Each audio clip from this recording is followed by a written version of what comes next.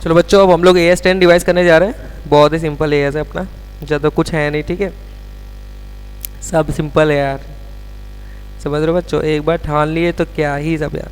अब जैसे हम लोगों ने AS12 रिवाइज किया, कुछ भारी लगा, 13 लगा, वो तो ऐसे ही रिवाइज हो गया ऐसे। तो अब आ जाओ हम लोग रिवाइज करते हैं, ठीक है। AS10 property plant and equipment. चलो आ जाओ, सॉरी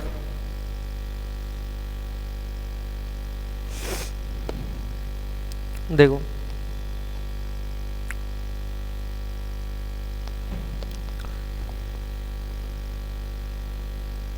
बहुत सिंपल है बच्चों। चलो आ जाओ, हर हर Mahadev. AS10 property plant and equipment, अभी अपना 12 हुआ है, 13 हुआ है, अब हम लोग 10 रिवाइज करने जा रहे हैं, ठीक है।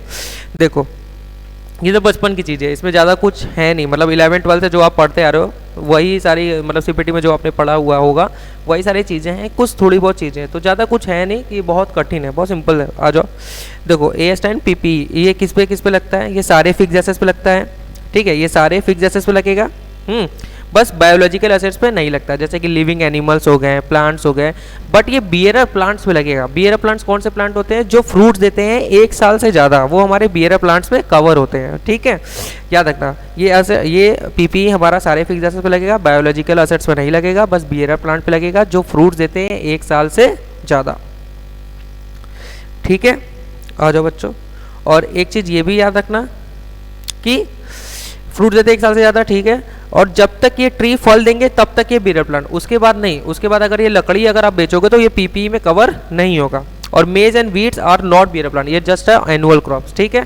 कुछ आपका AS10 की स्कोप से बाहर है, जैसे क्या आपका इन्वेस्टमेंट प्रॉपर्टी बाहर है, लीज अकाउंटिंग बाहर है, लेकिन इसका डेप्रिसिएशन हम लोग कवर करते हैं इसमें। Mines, natural resources, extraction, exploration, ये सब AS10 से स्कोप से बाहर है, ठीक है। अब आ जाओ कि PPE कहते किसको है, सिंपल सा लॉजिक है। अब यहाँ से अपना मेन चालू होता है कि PPE कहते किसको है। सबसे पहले वो दिखना चाहिए, दूसरा अब दिख रहा है तो कुछ काम भी करे, प्रोडक्शन ऑफ गुड्स में होना चाहिए या रेंडरिंग ऑफ सर्विसेज में होना चाहिए, तीसरा एडमिनिस्ट्रेटिव पर्पस के लिए होना चाहिए, चौथा expected to use more than 1 year, मतलब 1 साल से ज़्यादा होना चाहिए, ठीक है बच्चों। बस यही इसका क्लासिफिकेशन का क्राइटेरिया है, ठीक है। 4 कंडीशन आपकी फुलफिल कर ली है, 4 नहीं, अगर आप इसको देखोगे तो 3 ही कंडीशन, मतलब ये और ये का जो कंडीशन है, इन दोनों में से कोई भी पर्पस अगर है इन दोनों में से, तो भी आपका क्राइटेरिया फुलफिल हो जाएगी। जैसे सबसे पहले वो दिखना चाहिए, दूसरा production of goods, rendering of services में होना चाहिए, या तो एडमिनिस्ट्रेटिव पर्पस के लिए तो भी आप असेट्स PPE में आ सकता है, और चौथा 1 साल से ज़्यादा होना चाहिए। 1 ही साल में अगर हो गया तो क्या ही अब उसमें डेप्रिसिएशन करोगे, क्या ही बुक्स में रिकॉर्ड करोगे, ठीक है। अब आ जाओ, अब ठीक है PPE होता है क्या है वो पता चल गया, अब उसको रिकॉग्नाइज कैसे करना है, रिकॉग्नाइज कब करोगे। सबसे पहले 2 कंडीशन, बस 2 ही कंडीशन आपको याद रखना है, cost can be reliably measure और फ्यूचर इकोनॉमिक बेनिफिट उसका दिखना चाहिए, तब आप उसको रिकॉग्नाइज कर लोगे। अब कॉस्ट में जाता क्या क्या है, बहुत सिंपल सी चीज़ें हैं कि मतलब बस एक चीज़ याद रखना, आपको रेडी टू यूज़ करने तक जितने भी खर्चे हैं सारे उसमें जाएंगे, पुट टू यूज़ वाले खर्चे नहीं। अब जैसे मान लो आपको ये असेट्स आपका बन गया, अब फिर इसको इधर उधर शिफ्ट कर रहे हो, तो वो तो रेडी टू यूज़ के बाद के वो खर्चे नहीं जाएंगे। तो चलो आ जाओ, परचेज प्राइस ले लो, ठीक है। क्रेडिट जो नहीं जाता, मतलब क्रेडिट जिसका नहीं मिलता बस वही आप ऐड करोगे, जिसका क्रेडिट आपको GST की ITC मिलती है वो आप ऐड नहीं करोगे, और वैसे भी एसेट्स पे ITC मिलती कहाँ है। फिर आ जाओ कुछ डायरेक्ट एट्रीब्यूएबल कॉस्ट, जैसे रेडी टू यूज़ करने में कौन कौन से खर्चे लगते हैं। देखो सबसे पहले आप देख लो, एम्प्लॉय बेनिफिट के कोई खर्चे दे दिया आपने रेडी टू यूज़ करने के लिए, इंस्टॉलेशन कॉस्ट हो गया, या प्रोफेशनल फीस कोई दिया, कंसल्टेंसी फीस दिया असेट्स को खरीदने के लिए, उसको मतलब उसके बारे में थोड़ा रिसर्च करने के लिए कोई खर्चे, या तो ट्रायल रन टेस्टिंग एक्सपेंस कोई किया है आपको ने, और उससे कोई आपकी इनकम हो जाती है। जैसे आपने 1000 रुपये खर्च किया एक्सपेंस, उससे 200 रुपये आपकी क्या हो गई, इनकम हो गई, तो वो माइनस कर दो, तो 800 ही बस आप क्या करोगे, ऐड करोगे। Cost of site preparation, site को बनाने में प्रिपरेशन करने में कोई खर्च हो गया, ठीक है। Initial delivery, handling cost, transportation cost, ये सब आप जोड़ दोगे। बोरोइंग कॉस्ट मतलब हमारा कोई जैसे एग्जांपल इंटरेस्ट, अगर आपने लोन लिया हुआ है, इंटरेस्ट ऑन लोन, तो उसका इंटरेस्ट कैपिटलाइज होगा कि नहीं। तो देखो अगर AS16 अलाउ कर रहा है, तो AS16 कब अलाउ करता है, जब आपका असेट्स क्वालिफाइंग एसेट्स होता है। तो क्वालिफाइंग एसेट्स मतलब क्या होता है, अगर आपका असेट्स को बनने में सब्सटेंशियल पीरियड ऑफ टाइम ले रहा है तो सब्सटेंशियल पीरियड ऑफ टाइम क्या होता है, 12 महीने। अगर इतना समय ले रहा है तो आपका क्वालिफाइंग एसेट है, और आपका असेट्स में इंटरेस्ट कॉस्ट कैपिटलाइज हो सकता है, ठीक है। ये आ गया आपका कॉस्ट ऑफ PPE। अब हो गया कॉस्ट ऑफ PPE भी अपना जान गए हम लोग। अभी तक क्या था कि असर्स होता क्या है, उसको रिकॉग्नाइज कैसे करना है, कॉस्ट में क्या क्या जाता है। अब देखो फिर आ जाओ कॉस्ट में क्या क्या जाता है, फिर आ जाओ इंस्पेक्शन कॉस्ट। देखो कुछ कुछ खर्च असर्स ऐसे होते हैं कि जिसको हम लोग एक्वायर करने के लिए कुछ इंस्पेक्शन कराते हैं, तो उसकी खर्चे भी हमारी असेट्स के कॉस्ट में जाती है। लेकिन इसका जो हम लोग इसको हम जैसे कि असेट्स को हम लोग डेप्रिशिएट करते हैं ना, तो ये इंस्पेक्शन कॉस्ट को भी हम लोग इसको over the period of the assets को over the period of the assets में इसको क्या करते हैं हम लोग डी रिकग्नाइज करते रहते हैं थोड़ा थोड़ा थोड़ा थोड़ा। जैसे असेट्स अगर 10 साल तक है तो इंस्पेक्शन कॉस्ट अगर 1000 किया हुआ है तो उसको 10 से भाग करके उतना हर साल उसको डी रिकग्नाइज करते रहेंगे। तो इसकी काउंटिंग हम लोग अलग से भी करते रहेंगे। देखो जैसे क्या लिखा हुआ है कि अगर कोई पीपी एक्वायर किया, इंस्पेक्शन कॉस्ट जो कि उस पर देखो ऊपर मैंने उस लिखी भी हुई है कि इंस्पेक्शन कॉस्ट आपकी जुड़ेगी। ये देखो यहाँ पे मैंने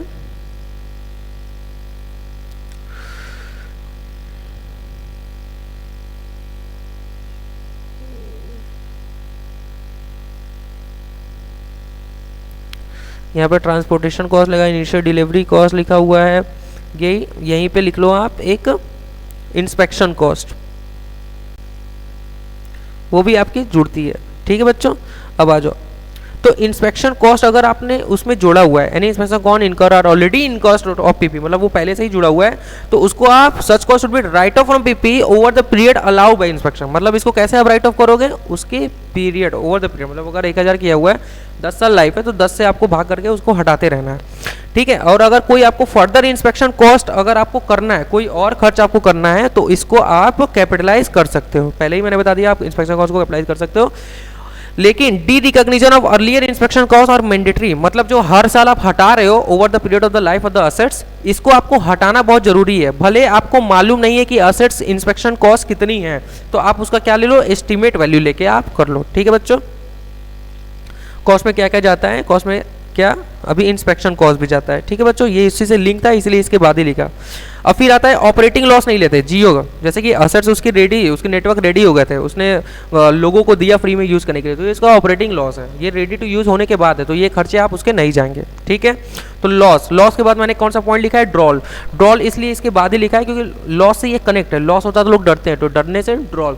तो देखो ड्रॉल क्या होता है, इसका सबसे बेस्ट एग्जांपल है ऑयल रिग। जैसे जो बड़ी बड़ी ऑयल रिग होती है वो बीच समुंदर में बहुत दूर जो है लगती हैं, ताकि वहाँ से जो मिनरल्स जो समुंदर के जहाँ नीची ज़मीन होती है जहाँ पे, वहाँ से वो क्या करते हैं, मिनरल्स निकालते हैं। तो फिर जब वहाँ से मिनरल्स ख़त्म हो जाते हैं, मतलब जो भी वहाँ पे सेटअप लगाते हैं मिनरल्स निकालने के लिए, तो एक समय बाद मिनरल्स ख़त्म हो जाते हैं, तो वहाँ से वो अपने सारे सेटअप को डिमोलिश कर देते हैं। तो इसको डिमोलिश करने में बहुत खर्चे लगते हैं, तो इसके लिए वो लोग प्रोविज़न बताते हैं, जिसको हम लोग ये कवर होता है ड्रॉल में। तो देखो कि any PP required to dismantle, जिसको अपने को क्या करना है, डिसमेंटल करना है, तो expected cost of DRAL should be recorded at present value. इसको आप प्रेजेंट वैल्यू की तरह रिकॉर्ड करोगे, उसकी एंट्री क्या करोगे, PP debit to provision for DRAL. मतलब आगे आपको ये खर्चे करने हैं तो उसकी अभी से ही आप उस पर रिकॉर्ड करते रहो। ठीक है बच्चों, देखो अभी हम लोगों ने ड्रॉल तक पढ़ा ना, तो एक बार हम लोग पूरा रिवाइज कर लेते हैं, बहुत सिंपल है। देखो सबसे पहले हम लोगों ने क्या पढ़ा कि असेट्स, ये पीपी किस पे कवर होगा, सारे असेट्स पे, बायोलॉजिकल असेट्स पे कवर नहीं होता है। बायोलॉजिकल असेट जैसे कि लिविंग एनिमल्स हो गए, प्लांट्स हो गए, लेकिन बियरर प्लांट्स पे कवर होता है। बियरर प्लांट्स कौन से प्लांट्स होते हैं, जो फल देते हैं और जो 1 साल से ज़्यादा टिके रहते हैं, मतलब 1 साल से ज़्यादा आपको फल देते हैं। और इसमें भी मैंने एक और चीज़ बताई थी कि जब तक ये फल देंगे तब तक ही ये बियरर प्लांट्स में रहेंगे। जैसे लकड़ी हो गए, अब फल नहीं, टूट गए, तो ये बियरर प्लांट्स मतलब बियरर प्लांट्स में आएंगे नहीं, तो AS10 में भी नहीं आएंगे। फिर हमने क्या पढ़ा, फिर हमने पढ़ा कि अब क्या क्या आउट ऑफ स्कोप है। तो इसमें था कि 3 चीज़ें थी, एक लीज थी, लेकिन लीज में असेट्स का डेप्रिसिएशन इसमें कवर है। फिर आपका इन्वेस्टमेंट प्रॉपर्टी इसमें कवर नहीं है। और फिर था आपका एक लीज हो गया, एक इन्वेस्टमेंट प्रॉपर्टी हो गया, और mines natural exploration and extraction, ये इसमें कवर नहीं होते। अब पीपी होता क्या, पहले दिखना चाहिए, मतलब इसका क्या होना चाहिए, एक फिजिकल सब्सटेंस होना चाहिए, और दूसरा अब दिख रहा है तो कुछ काम भी करे, प्रोडक्शन पर्पस के लिए होना चाहिए, रेंडरिंग ऑफ सर्विसेज के लिए होना चाहिए। इसी में क्या था, और एडमिनिस्ट्रेटिव पर्पस के लिए होना चाहिए, क्योंकि ना असेट्स का जो स्कोप है वो बहुत बड़ा है। तो अगर एडमिनिस्ट्रेटिव स्कोप भी बहुत बड़ा है तो एडमिनिस्ट्रेटिव पर्पस के लिए तो भी आ जाएगा। तीसरा ये था 1 साल से ज़्यादा होना चाहिए, तो 3 कंडीशन थी, याद रखना। ठीक है मेनली अगर देखा जाए तो 4, लेकिन 3 में ही कवर हो जाएंगे। फिर आता है कि चलो अच्छा ठीक है असेट्स हो गया, अब उसको रिकॉग्नाइज कब बोलेंगे, रिकॉग्नाइज करने के लिए 2 कंडीशन थी, cost can be reliably measure, मतलब कॉस्ट मेजर हो जाना चाहिए, और इसकी फ्यूचर इकोनॉमिक बेनिफिट भी दिखनी चाहिए। फिर आता है कि चलो अच्छा ठीक है, कॉस्ट कैप रिकॉग्नाइज करेंगे। लेकिन कॉस्ट होता क्या है, तो कॉस्ट में मैंने क्या बताया था आपको, कॉस्ट में मैंने आपको ये बताया था बच्चों कि देखो इसको रेडी टू यूज़ करने तक जितने भी खर्चे हैं सब ले लो, ठीक है। जैसे कि बस एक एग्जांपल मैंने दिया था, शिफ्टिंग कॉस्ट वो तो रेडी टू यूज़ के बाद में, और एक जियो वाला नेटवर्क रेडी होने के बाद लोगों को दिया, तो वो सब खर्चे उसमें नहीं जाएंगे। और जैसे क्या क्या जाएगा, परचेस प्राइस ले लो, अगर कोई क्रेडिट मतलब टैक्स दिया हुआ उसका क्रेडिट आपको नहीं मिला तो वो भी ले लो आप। और जैसे क्या था कि एम्प्लॉय बेनिफिट के लिए कुछ खर्चे दे दिया, या ट्रायल रन कोई आपने एक्सपेंस हुआ तो उसमें कोई अगर इनकम होती है वो माइनस करके जो खर्च हो गए वो आप ऐड बैक कर लोगे। और मतलब वो क्या ना साइट प्रिपरेशन के लिए या तो कंसल्टेंसी फीस के लिए, तो ये सर से खर्चे दिए तो आप उसमें ऐड बैक कर सकते हो। एक था बोरोइंग कॉस्ट वाला तब था जब AS16 आपका अलाउ करता है, तब AS16 कब अलाउ करता है, अभी मैं इसके बाद AS16 ही पढ़ाऊंगा। तो उसमें ये था कि AS16 तब अलाउ करता है जब आपका असेट्स क्वालिफाइंग एसेट्स होता है। क्वालिफाइंग एसेट्स किसको कहते हैं, जब ये सब्सटेंशियल पीरियड ऑफ टाइम ले to get it ready for use. Substantial period of time क्या होता है कि 12 महीने, एंड मतलब कि कम से कम अगर वो 12 महीने लेता है तो वो आपका असेट्स क्वालिफाइंग एसेट्स माना जाएगा। तो ये बोरोइंग कॉस्ट हो गया। अब देखो क्या क्या जाता है ये हम लोग पढ़ रहे थे, तो इसी में एक था इंस्पेक्शन कॉस्ट। तो इंस्पेक्शन कॉस्ट को हम लोग असेट्स के कॉस्ट में लेते हैं, लेकिन इसका डी रिकॉग्निशन भी करते रहते हैं over the period of the life of the assets. तो अगर इसमें हम लोगों ने कुछ चीज़ें पढ़ी थी, जैसे क्या था कि इसका D recognition over the life में करना है। फिर इसमें ये था कि अगर आपको कोई और इंस्पेक्शन कॉस्ट करना है तो उसको भी आप इसमें कैपिटलाइज कर सकते हो, जो कि होना ही है। तो डी रिकॉग्निशन भी बहुत ज़रूरी है। अगर आप आगे भी रिकॉग्नाइज कर रहे हो तो जो पुराना हुआ है वो उसको डी रिकॉग्नाइज करना बहुत ज़रूरी है। डी रिकॉग्नाइज कैसे करते हो, over the period of the life of the assets. तो अब तो ये हो गया, चलो इंस्पेक्शन हो गया। अब देखो इंस्पेक्शन के बाद वाला पॉइंट कैसे याद रखोगे। देखो इंस्पेक्शन करने से लोगों को डर होता है, लॉस होता है, तो यानी लॉस वाला पॉइंट यानी ऑपरेटिंग लॉस। तो जैसे कि जो ऑपरेटिंग लॉस होता है, जैसे जियो वाला एग्जांपल, वो खर्चे हम लोग नहीं जानेंगे। अब लॉस होने से क्या होगा, डर होगा। डर वाली पॉइंट यानी ड्रॉल वाला ऑयल लिखता है, तो उसके लिए आपको प्रोविजन बना लेना है। Assets account debit to provision for decommission and restoration other liability. ठीक है, डर तक हम लोग पढ़े हैं। फिर उसके बाद आ जाओ कौन सा है। अब देखो डर रहे हैं तो कुछ खर्चे नहीं भी जाएंगे, जैसे क्या, बहुत सिंपल है यार। General overhead, selling and distribution overhead, admin overhead, abnormal loss, borrowing cost, relocation, shifting cost, employ training, मतलब जो रेडी टू यूज़ के बाद के खर्चे। तो ये सब खर्चे अपने नहीं जाने वाले हैं, क्योंकि ये सब खर्चों से क्या ही लेना देना असेट्स को। ठीक है बच्चों, ये खर्चे आपके नहीं जाएंगे। तो डरने के बाद कुछ खर्चे आपके नहीं जाएंगे। अब ये खर्चे पूरा हो गया, कुछ खर्चे नहीं जाएंगे। फिर आपका आता है सब्सिक्वेंट कॉस्ट। तो सब्सिक्वेंट कॉस्ट मतलब क्या कि अगर आपकी एसेट्स रेडी हो गई, मतलब आप यूज़ कर रहे हैं उसको बरोबर, अब उसके बाद अगर कोई खर्चे कर रहे हो तो आपको क्या लग रहा है कि वो कैपिटलाइज करे कि नहीं। तो उसके लिए दो कंडीशन, मतलब वही अपनी जो कोई भी खर्च अगर हो रही है तो आप ये देखो कि फ्यूचर इकोनॉमिक बेनिफिट दे रही है कि नहीं, और cost can be reliably measure, मतलब अगर उसका कॉस्ट रिलायबली मेजर हो रहा है और फ्यूचर इकोनॉमिक बेनिफिट, तो कॉस्ट में कैपिटलाइज होगा, अदरवाइज कैपिटलाइज नहीं होगा। अब कॉस्ट कवर हो गया, सब्सिक्वेंट कॉस्ट भी। फिर आता है एक्सचेंज ऑफ पीपी। अगर कोई मतलब आपने एसेट्स खरीदा इन एक्सचेंज ऑफ पीपी, मतलब एक एसेट्स खरीदा दूसरा एसेट्स आया, तो अगर आपका कॉमर्शियल सब्सटेंस है, मतलब आपने एक एसेट्स दिया दूसरा एसेट्स लिया, उसमें आपका कॉमर्शियल सब्सटेंस है, तो उस केस में आप कैसे रिकॉग्नाइज करोगे, जो आया उसकी फेयर वैल्यू पर रिकॉग्नाइज कर दो। और अगर आपका कॉमर्शियल सब्सटेंस नहीं है तो जो बस गया उसी की बुक वैल्यू पर रिकॉग्नाइज करो। मतलब अगर आपकी एसेट्स की बुक वैल्यू जो आपके पास है, जो आप दे रहे हो, उसकी 1000 है, तो आने वाले की भी एसेट्स की बुक वैल्यू उसी 1000 पे ही रिकॉग्नाइज होगी। ठीक है बच्चों। और अगर आपका कॉमर्शियल सब्सटेंस है तो जो आपकी एसेट्स आ रही है उसकी फेयर वैल्यू ले लो। मतलब अगर एसेट्स आ रही है उसकी फेयर वैल्यू, मान लो एसेट्स 2 आ रही है, उसकी फेयर वैल्यू 1000, और एसेट्स 1 जा रही है, इसकी वैल्यू 500, तो बाकी 2 एसेट्स बैलेंसिंग फिगर या तो कैश में हो जाएगा या तो प्रॉफिट एंड लॉस में चला जाएगा। समझ गए बच्चों, बस यही है और कुछ है नहीं। अब आ जाओ एक्सचेंज भी हो गया। अब एक्सचेंज के बाद अब आ जाओ सब्सिक्वेंट रिकॉग्निशन, बाद में जैसे कि क्लोजिंग डेट पे आप कैसे वैल्यू करोगे। तो इसका दो तरीका है, एक कॉस्ट मॉडल, एक रिवैल्यूएशन मॉडल। देखो कॉस्ट मॉडल में ऐसा लोग सोचते हैं कि हमेशा कॉस्ट पे ही होगा, मतलब 100 रुपये की एसेट है तो उसी पे रिकॉर्ड, ऐसा नहीं। डेप्रीशिएशन तो रिकॉर्ड करोगे ही, मतलब डेप्रीशिएशन आपकी चार्ज अकॉर्डिंगली, मतलब डेप्रीशिएशन तो आपको चार्ज करना ही होगा, बस अपवर्ड या डाउनवर्ड रिवैल्यूएशन इसमें नहीं होता। अब दूसरा आता है रिवैल्यूएशन मॉडल, इसमें अपवर्ड डाउनवर्ड सब रिवैल्यू होगा और डेप्रीशिएशन तो चार्ज होगा ही होगा। तो इसमें PP are recorded at fair value at regular interval, मतलब हर एक समय आपको फेयर वैल्यू पर रिकॉर्ड करना पड़ेगा। तो ऐसा क्या हर एक दिन नहीं, रेगुलर इंटरवल को क्या कहा गया है, अगर जो चेंज है वो इनसिग्निफिकेंट, मतलब थोड़ी मोड़ी चेंज हो रही है, तो 3 से 5 साल में आप उसको रिवैल्यूएशन पीरियड मान लो। अगर सिग्निफिकेंट चेंज है मतलब बहुत बड़ा चेंज हो तो इमीडिएट आपको चेंज करना पड़ेगा। ठीक है बच्चों, देखो लिखा है सिग्निफिकेंट चेंज तो इमीडिएट आपको करना पड़ेगा। रिवैल्यूएशन ऑफ एसेट अब पूरा क्लास वाइज करना पड़ता है, जैसे कि लैंड की अलग क्लास होती है, बिल्डिंग की अलग क्लास, प्लांट एंड मशीनरी की अलग क्लास, फर्नीचर की अलग क्लास, तो ये पूरे क्लास वाइज अगर आप एक कर रहे हो तो उस क्लास के सारे एसेट्स का आप रिवैल्यूएशन करोगे। ठीक है बच्चों, अब आ जाओ रिवैल्यूएशन करोगे कैसे। अगर आपकी एसेट्स की वैल्यू बढ़ रही है तो PP debit to revaluation reserve, अगर घट रही है तो पीएनएल डेबिट टू पीपी करोगे, सिंपल सा पॉइंट है। देखो क्या लिखा है मैंने कि अगर रिवर्सल होता है मतलब आपने क्या किया, PP debit to revaluation reserve किया। ठीक है बच्चों, पीपी डेबिट किया टू रिवैल्यूएशन रिजर्व, बाद में अब इसकी एसेट्स की वैल्यू कम हो गई, पहले आपने 10 रुपये से बढ़ाया फिर 20 रुपये से कम हो गई, तो अगर रिवर्सल होता है तो पहले रिवैल्यूएशन रिजर्व से आप पैसा ट्रांसफर करो फिर पीएनएल से। मतलब जैसे देखो एग्जांपल,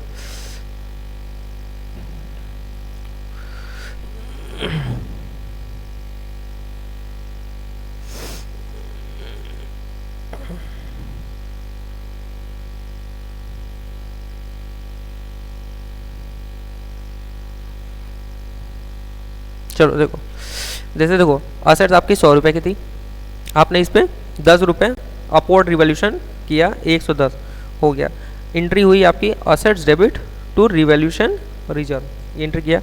अब आपको पता चला 20 रुपये की एसेट्स आपकी कम हो गई, डिक्लाइन हो गई, तो अब क्या करोगे आप, रिवैल्यूएशन रिजर्व में कितना पैसा पड़ा हुआ है 10 रुपये, तो पहले रिवैल्यूएशन रिजर्व को ले आओ डेबिट 10 रुपये से, क्योंकि रिवैल्यूएशन रिजर्व में तो 10 रुपये हैं, फिर बाकी पैसा पीएनएल से 10 रुपये और 2 यहाँ लिखोगे असेट्स 20 रुपये, समझ गए। तो वही ये लिखा हुआ है, तो पहले रिवैल्यूएशन रिजर्व से, क्योंकि रिवैल्यूएशन रिजर्व अगर बनाया है तो पहले उसको खत्म करो ना यार, फिर उसके बाद पीएल से आओ। फिर अब देखो दूसरा केस, जब आपने पहले कम किया हुआ है मतलब असेट्स की वैल्यू पहले कम हुई है, तो अगर वैल्यू बाद में बढ़ जाता है, ठीक है, तो पहले जितना पीएनएल में लॉस बुक कियो फिर रिवैल्यूएशन रिजर्व, मतलब समझ रहे हो, ये जो मैंने चीज बताई है, ये जो मैंने चीज बताई है ये इसके केस के लिए था। ठीक है बच्चों, मतलब सबसे पहले देखो ऐसे, मतलब पहले क्या हुआ आपकी, इस केस में क्या हो रहा है कि पहले आपकी रिवैल्यूएशन मतलब बढ़ रही है, फिर जाके यहाँ पे आगे जाके यहाँ पे घट रही है, तो आप कैसे करोगे। अब यहाँ पे पहले क्या हुआ, घटा, पहले यहाँ पे आपका घटा, फिर यहाँ पे आगे जाके बढ़ रहा है, तो देखो बहुत सिंपल है, तो जब घटता है तो उसमें तो रिवैल्यूएशन रिजर्व होता ही नहीं है, तो घट रहा है तो सबसे पहले आप पीएनएल में चार्ज करोगे, जाहिर सी बात है उसमें पीएनएल में ही चार्ज होगी। फिर अगर बढ़ रही है तो जितना से पहले पीएल को शॉर्ट की हो, जितने से घटा है उसको बढ़ाओगे, फिर बाकी का फिर बचा हुआ होगा उसको रिवैल्यूएशन रिजर्व में डालोगे, बस और कुछ है नहीं बच्चों, खत्म हो गया। अब आ जाओ डेप्रिसिएशन, डेप्रिसिएशन अगर चार्ज करना है बस खत्म हो गया और कुछ है नहीं। डेप्रिसिएशन देखो, डेप्रिसिएशन जब भी चार्ज करोगे कंपोनेंट वाइज चार्ज करोगे, और ये रेडी टू यूज चार्ज करोगे, और कब तक चार्ज करोगे, जब तक ये एसेट बिक नहीं जाती। तीसरा डेप्रिसिएशन कितने मेथड है, एसएलएम है, डब्ल्यूडीवी है और यूनिट्स ऑफ प्रोडक्शन मेथड है, इसको ज़्यादा लोग इंपॉर्टेंस देते हैं। ठीक है, मतलब यूनिट्स ऑफ प्रोडक्शन जैसे एसएलएम डब्ल्यूडीवी तो आप लोग सबको पता होगा। यूनिट्स ऑफ प्रोडक्शन मेथड क्या होता है कि जैसे जैसे यूनिट्स आपकी बनती है तो इसमें वैसे ही हम लोग चार्ज, जैसे कि 2012 में आपने 1000 यूनिट्स बनाया, 2012 में आपने 2013 में आपको 2000 यूनिट बनाया, तो यही 1 और 2 का रेशियो ले लो, ऐसे आप चार्ज करते हो। ठीक है, और एक चीज़ और याद रखो कि डेप्रिसिएशन का method of changes in depreciation method, मतलब कि डेप्रिसिएशन का मेथड अगर आप चेंज करते हो तो ये जस्ट लाइक अ एस्टिमेट है, मतलब चेंजेस ऑफ एस्टिमेट है, it's not changes in accounting policy. क्योंकि देखो जो ये डेप्रिसिएशन चार्ज करना शुरू होता है, ये हमारा कैसे शुरू होता है कि शुरू में हम लोग कैसे चार्ज करते हैं कि अगर एसेट की लाइफ 10 साल है तो original cost minus scrap divide by 10 से कर देते थे। फिर बाद में लगा कि अरे नहीं यार 10 साल नहीं है 8 साल है या 12 साल है, तो ये just like estimation of management. तो आप ऐसा नहीं कह सकते कि ये बहुत बड़ा पॉलिसी का चेंजेस है, it's just like a changes of estimation. और ये कब से इसको माना भी गया है, 31 मार्च 16 से। ठीक है, useful life residual value are estimate by management, changes are made prospectively basis, मतलब रेट्रो पीछे क्या हुआ भूल जाओ, पीछे भूल जाओ। ठीक है, अब आगे देखो, बस आगे देखो कि अब क्या करना है, मतलब कि असेट्स की अब लाइफ कितनी है उतने से भाग करो, असेट्स का अब स्क्रैप वैल्यू कितना है वो देखो, पीछे क्या हुआ वो सब चीजें आपको ध्यान में रखने की जरूरत नहीं है। फिर इंश्योरेंस क्लेम को हमेशा फेयर वैल्यू पर रिकॉग्नाइज करोगे, बस खत्म, टाटा बाय बाय, AS10 आपका कंप्लीट हो गया, बस और कुछ है ही नहीं बच्चों, कंप्लीट। अब अगर मैं रिकॉल करना चाहूँ पूरा AS10 तो देखो बहुत सिंपल है, हर हर महादेव। तो चलो और रिवाइज करते हैं। देखो सबसे पहले हम लोगों ने क्या पढ़ा कि AS10 property plant and equipment सारे फिक्स एसेट्स लगता है, इसमें बायोलॉजिकल एसेट्स पे नहीं लगता। जैसे कि बायोलॉजिकल एसेट क्या होता है, अपना ट्रीज हो गए और एनिमल्स हो गए, लेकिन इसे बियरर प्लांट्स पे लगता है। बियरर प्लांट्स क्या होते हैं, जो फ्रूट्स देते हैं और जो 1 साल से ज़्यादा रहते हैं, मतलब वो 1 साल से ज़्यादा तक फल दे रहे हैं। जब वो फल देना बंद कर देते हैं तब वो AS10 के कैटेगरी में नहीं आते, मतलब वो बियरर प्लांट ही नहीं रहते। तो समझ गए आप? तो ये हो गया AS10 आपका किस पे लगता है। अब किस पे नहीं लगता, तो मैंने क्या क्या बताया था आपको। सबसे पहले बताया था कि इन्वेस्टमेंट प्रॉपर्टी पे नहीं लगता, लीज असेट्स पे नहीं लगता, लेकिन उसके डेप्रिसिएशन रूल इस पे फॉलो होते हैं, मतलब AS10 डेप्रिसिएशन रूल कवर करता है। और आपका नेचुरल एक्सट्रैक्शन, एक्सप्लोरेशन और ये सब पे आपका AS10 नहीं लगता। फिर उसके बाद हमने क्या कहा कि चलो ठीक है, अब PPE मतलब होता क्या है। सबसे पहले उसका फिजिकल सब्सटेंस दिखना चाहिए, दिख रहा है कुछ काम करे, मतलब प्रोडक्शन पर्पस के लिए होना चाहिए या तो रेंडरिंग ऑफ सर्विसेज के लिए होना चाहिए, और इसी का एक छोटा था कि या तो चलो एडमिनिस्ट्रेटिव पर्पस के लिए तो भी होगा, और तीसरा क्या था, 1 साल से ज़्यादा होना चाहिए, तभी जाके वो PPE कहलाएगा। अच्छा चलो PPE कहलाएगा, लेकिन उसको रिकॉग्नाइज कब करेंगे, उसमें क्या था, कॉस्ट कैन दो आपका रूल था। पहला था cost can be reliably measure, मतलब कॉस्ट आपको दिखना चाहिए, और दूसरा फ्यूचर इकोनॉमिक बेनिफिट भी होना चाहिए, तभी आप असेट्स को रिकॉग्नाइज कर सकते हो। चलो ठीक है, ये सब है। अब कॉस्ट में क्या क्या जाएगा। कॉस्ट में सबसे पहला था कि मैंने आपको बताया था, इसको रेडी करने में जितने भी खर्च होते हैं वो सब ले लो। जैसे परचेज प्राइस ले लो, कोई टैक्स वैक्स दिया जिसका क्रेडिट नहीं मिल रहा है वो भी ले लो, और कोई एम्प्लॉय बेनिफिट कॉस्ट वो भी ले लो, और जैसे कि साइट प्रिपरेशन हो गया वो ले लो। शिफ्टिंग कॉस्ट हम लोग नहीं लेते हैं, और जैसे कि आप कोई इंस्पेक्शन कर रहे हो वो ले लो, और जैसे कि आपने कोई कंसल्टेंसी लिया कि असर एक्वायर करना है कि नहीं, उसको खर्च जोड़ लो, ठीक है। और फिर इसी में एक पॉइंट था हमारा बोरोइंग कॉस्ट वाला। बोरोइंग कॉस्ट में क्या था कि ये तभी अलाउ होगा जब बोरोइंग कॉस्ट इसको अलाउ करता है। बोरोइंग कॉस्ट में क्या था कि बोरोइंग कॉस्ट कब अलाउ करता है, अपना AS16, जब हमारा कोई एसेट्स क्वालिफाइंग एसेट्स होता है। क्वालिफाइंग एसेट्स जानते हो किसको कहते हैं, कि जिसको रेडी होने में कम से कम सब्सटेंशियल पीरियड ऑफ टाइम लगे। सब्सटेंशियल पीरियड ऑफ टाइम मतलब 12 महीने कम से कम लगे, तब जाके वो क्वालिफाइंग एसेट है, और उसके इंटरेस्ट को हम लोग कैपिटलाइज कर देंगे, ठीक है। अब फिर आता है हमारा कि चलो ये खर्चे जाएंगे, तो एक और खर्चा था इंस्पेक्शन कॉस्ट। देखो इंस्पेक्शन कॉस्ट तो हमारे असेट्स के कॉस्ट में जाता ही है, लेकिन इसमें एक पॉइंट थी कि इसको डी रिकॉग्नाइज करना पड़ेगा, मतलब असेट्स के लाइफ के मतलब over the period of the life of the assets के रेशियो में इसको आपको डी रिकॉग्नाइज करना है। फर्दर कोई इंस्पेक्शन कॉस्ट करते हो तो वो भी आप उसमें एड बैक करोगे, लेकिन एक चीज़ याद रखना कि D recognition of earlier cost मत भूलना, उसको डी रिकॉग्नाइज भी करना। आगे के कॉस्ट को रिकॉग्नाइज भी कर रहे हो तो डी रिकॉग्नाइज भी करना है पिछले कॉस्ट को, और अगर आपको उसकी कॉस्ट नहीं मालूम है तो एस्टिमेटेड कॉस्ट लेके आप उसको डी रिकॉग्नाइज करिए। अब ये हो गया चलो इंस्पेक्शन कॉस्ट। इंस्पेक्शन के बाद कौन सा पॉइंट था, तो मैंने आपको बोला था कि आप ऐसे याद रखना, इंस्पेक्शन से डर लगता है। अच्छा डर लॉस, तो ऑपरेटिंग लॉस, तो ऑपरेटिंग लॉस जो है कवर नहीं होता। जैसे जियो इससे बैक सिस्टम में एग्जांपल है, जैसे जियो वाले ने क्या किया था कि उसके एसेट्स रेडी फॉर यूज़ थे, नेटवर्क रेडी थे, लेकिन उसने फिर भी दिया लोगों को यूज़ करने के लिए, तो वो रेडी टू यूज़ के बाद के खर्चे हैं, तो वो नहीं जाएंगे। फिर क्या था DRAL decommissioning restoration and other liability, ये मैंने बताया था ऑयल रिग। जब क्या होता है कि तेल के जब जो समुद्र में लगते हैं उसको हटाना पड़ता है, तो उसके लिए आपको नया प्रोविजन करना पड़ता है, तो इसको आप प्रेजेंट वैल्यू पे ही असेट्स में आप रिकॉग्नाइज कर सकते हो, जैसे कि assets account debit to provision for DRAL, ऐसे कह लो। अब फिर ड्रॉल हो गया। अब फिर ड्रॉल के बाद क्या था यार कि डर लग रहा है, चलो ऐसा कोई तो पॉइंट्स है ना ड्रॉल के बाद, इसमें हम लोग ये कह मतलब कुछ खर्चे नहीं जाते हैं।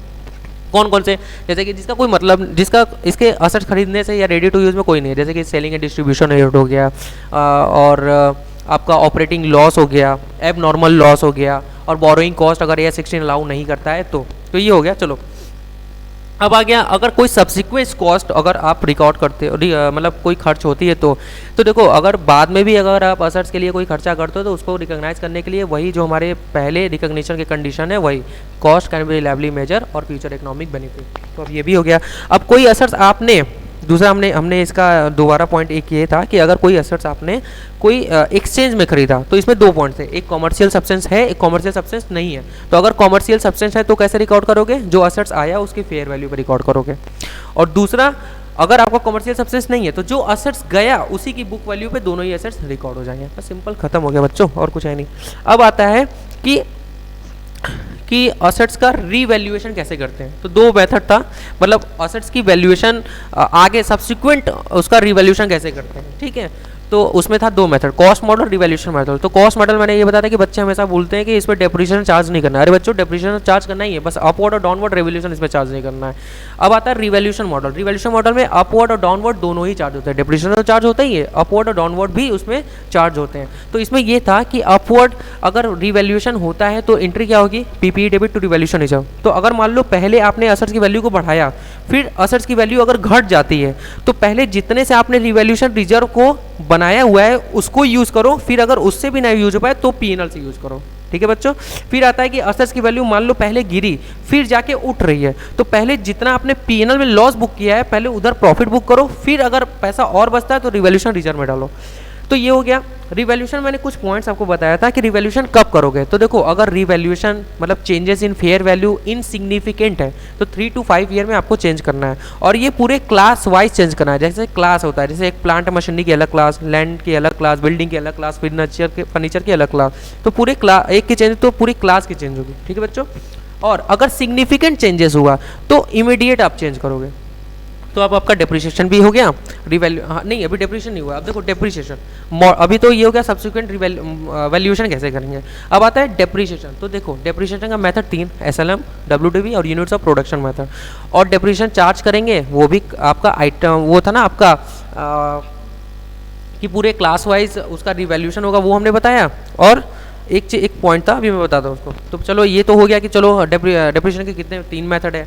और changes in the methods of depreciation is not a changes in policy, it's just a estimate. क्योंकि ये जो लाइफ होता है और ये जो स्क्रैप वैल्यू होता है it's just a estimate of the management, ये कोई पॉलिसी नहीं होता। अभी लग रहा है कि 10 साल चलेगी, हो सकता है 11, 12, तो 12 से डिवाइड होने लगेगा। और मैंने ये भी बताया था कि ये प्रोस्पेक्टिव रहेगा, मतलब जो भी आपको चेंज करना है ये आपका रेट्रोस्पेक्टिव नहीं है, पीछे क्या हुआ भूल जाओ, अब आगे कैसे करना है बस आपको ये ध्यान में रखना है। और फिर लास्ट में एक पॉइंट था कि इंश्योरेंस से अगर कोई आपकी रिकवरी होती है तो उसको फेयर वैल्यू पे हम लोग रिकॉर्ड करेंगे। बस खत्म हो गया यार, ये स्टैंड और कुछ है ही नहीं। हर हर महादेव।